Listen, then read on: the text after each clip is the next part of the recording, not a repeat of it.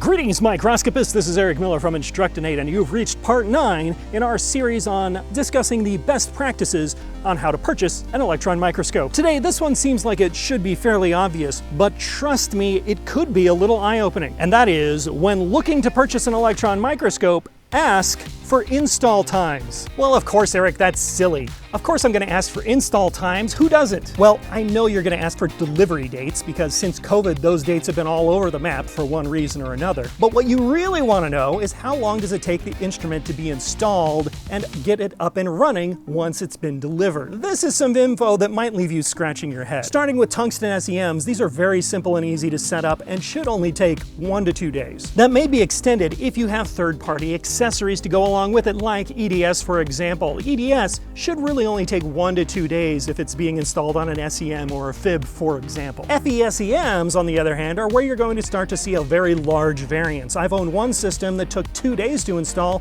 and another that took 4 weeks. Now, if you're an educational institution, then maybe 4 weeks is no big deal. But if you're in the semiconductor industry, 4 weeks might as well be 4 years. However, once we start talking about TEMs, especially the big aberration-corrected ones, that's where we start to see a massive deviation. Now, if you're familiar with these big boys, you might be aware that they might take 6 months to a year to be fully installed and running up to spec. At least, that's what I always thought, up until I saw a 200 kilovolt aberration-corrected TEM up and running at spec within 2 weeks. And that's why it's a good reason to ask. So what's the bottom line here? Is this information going to be a huge game changer in your purchasing decision?